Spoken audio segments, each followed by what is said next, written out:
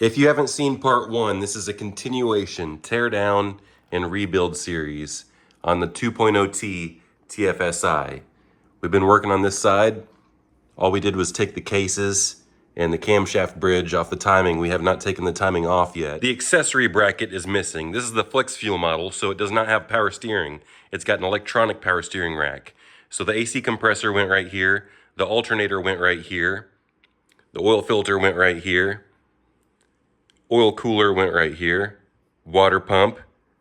Coolant temp sensor built into the water pump. So all of that's missing.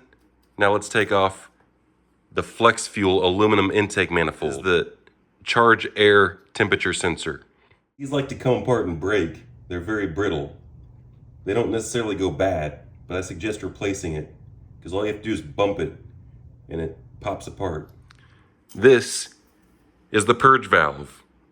The purge valve is very easy to replace on this platform. I don't replace the purge valve unless it needs it. I don't do preventative maintenance on it. Let's go ahead and take the throttle body off next. These 4 bolts, just to get a little bit better view. Really easy to take off and put back on.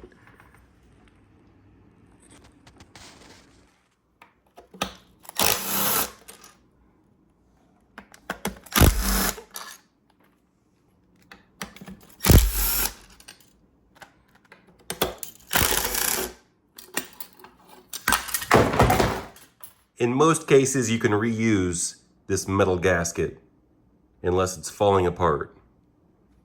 It's smart to replace gaskets though. 5 fuel injectors.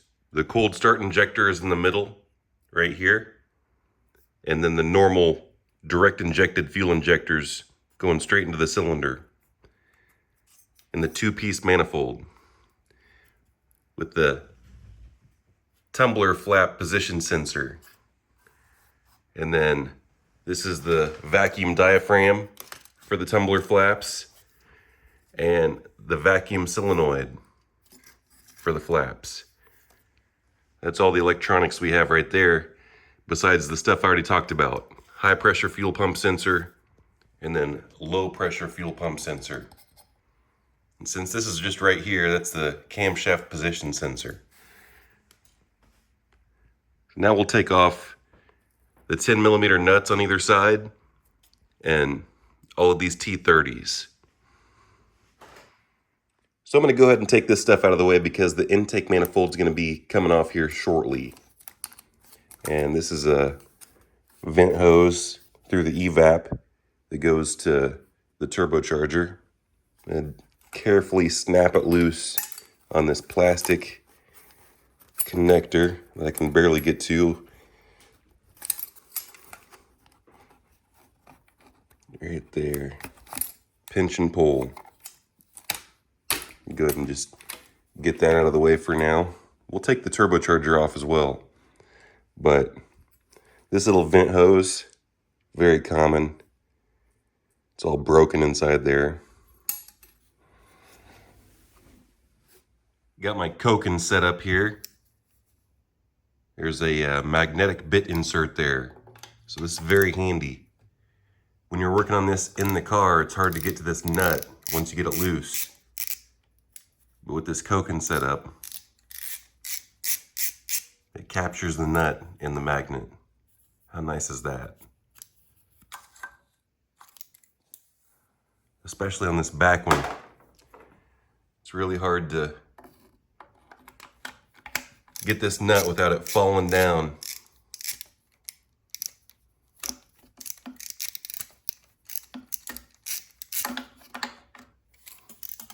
There we are, didn't even try. So nice. There's 5 T30s on the top and 2 more on the bottom. Go ahead and take this bolt out so you can prop up this fuel line a little bit, and that'll give you easier access to that T30.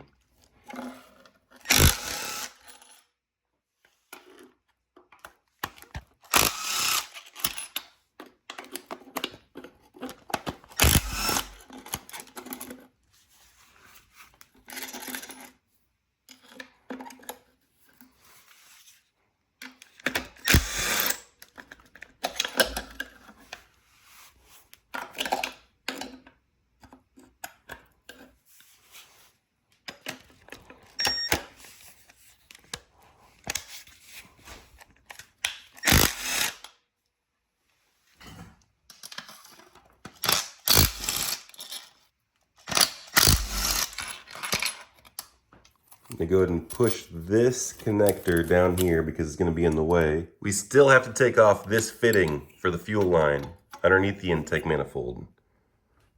So that's a 17mm wrench. Just like that. Bust it loose and it should easily spin after cracking it loose. Now it should be ready to pull off, just like that. See, what are we hanging up on? Ah, yes. I forgot, we have to unclip this little hose thing, little breather line.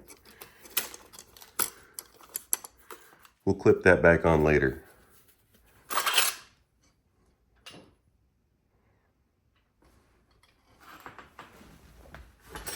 Two more long bolts in that fuel rail.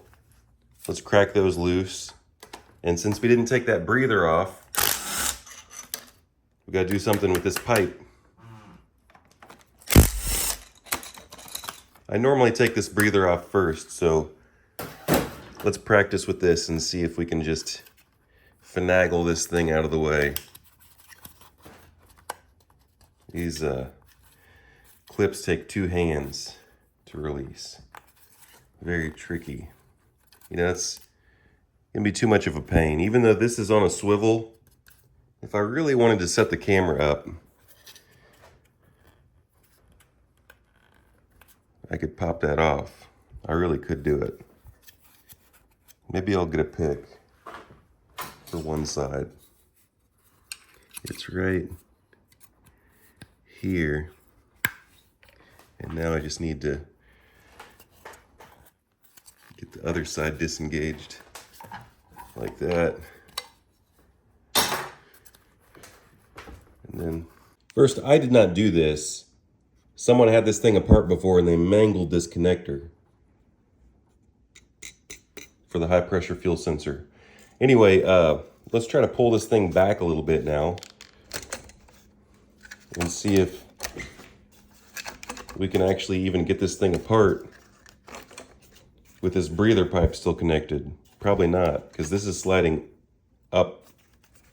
So without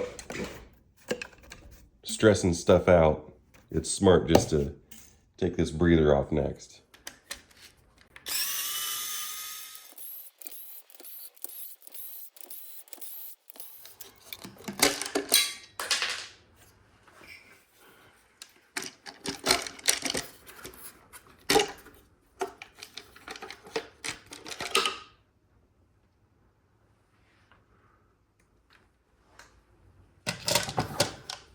This side of the motor is pretty much bare. And so far on this platform, I've personally only seen one bad knock sensor, and I've never had to replace a camshaft position sensor or a crankshaft position sensor. If you have codes, in my experience, it's always something related to the actual timing. On this platform anyway. People like to throw sensors at it first to see if it fixes something, but meanwhile, you might skip time. Let's move to the exhaust side. We're at this turbocharger heat shield. Somebody's already had a tool in here before, I can tell, and that bolt's missing. These are all 6mm hex. I got a ball hex in there. Normally that is a lot more difficult to pop out of there, but since someone already had that one off, it came out easy. That one wasn't even tight.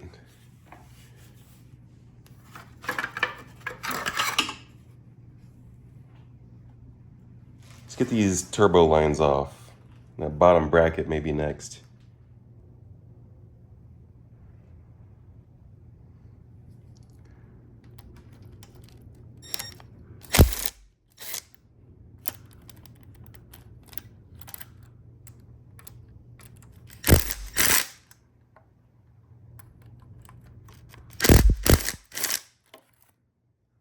Go ahead and crack these lines off first before I take the support bolts out. Just thumb these things out, crush washer on either side of the banjo bolt fitting. And these are different size bolts. The top one is oil. The bottom one is coolant.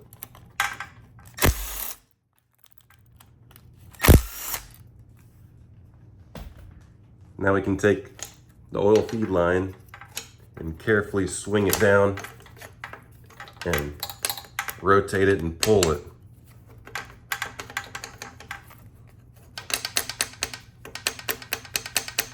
We could just keep it like that, but I typically like to get it all the way out of my way.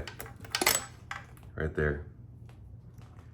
And take this 13mm support bracket bolt out.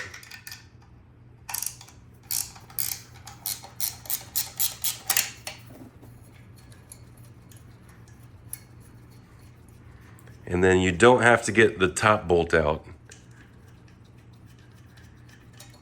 But it does help. You can bend this back. It does help just to get it slightly out of the way so you don't hang up on it. So now we're going to take these top 12mm out. That's pretty much all there is to it. We're going to pop the turbo off after that.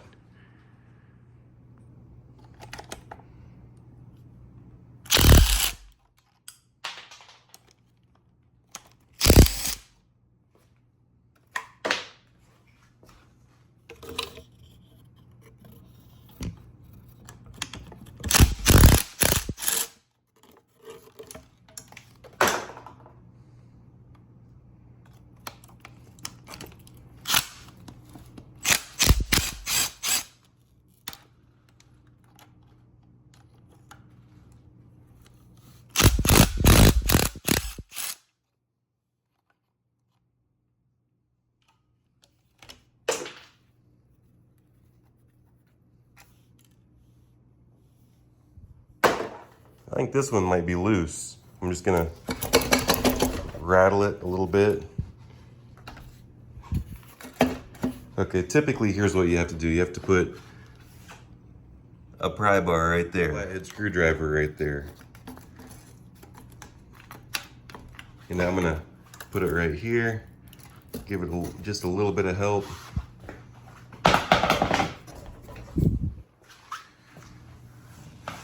See, it's already popped out. I just gotta have my other hand right there to help it because it's gonna fall. Here we are. My camera angles are starting to get a little sloppy, so I decided to mount the camera and work with both hands. One thing to note, block off your turbocharger. You don't wanna suck in any junk and destroy your turbo. Also, I got a little wire nut and I popped it in my oil feed line, so I can just pop that back out. Now, I took a little flathead screwdriver, just popped it out of the ridge and then pushed it back a little bit. And with both hands, I can usually just jiggle it around a little bit more. Maybe I need to pry a little bit further back and then it'll pop right out.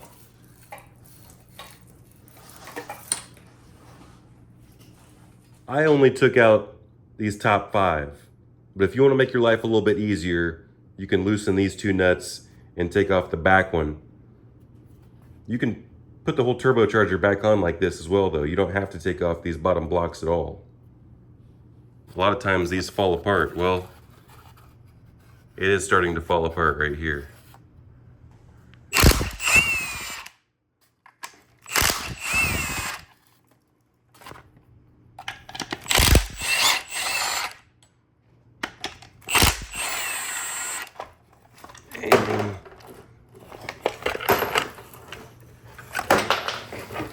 This rear coolant outlet housing is going to have to be replaced. It's pretty brittle. Look at that, crumbling apart.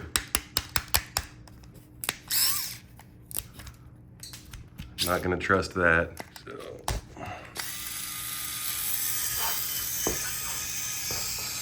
See about the nipple is the nipple was pretty bad too.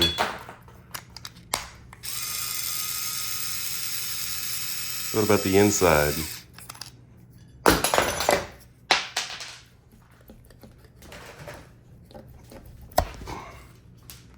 Yep. Crumbling around the rim too. In the next video, we'll tear it completely down to the bare block. We'll slide the pistons out and we'll inspect all the cylinder walls and the bearings. Stay tuned for chapter 3. Naptown Tuner, like and subscribe.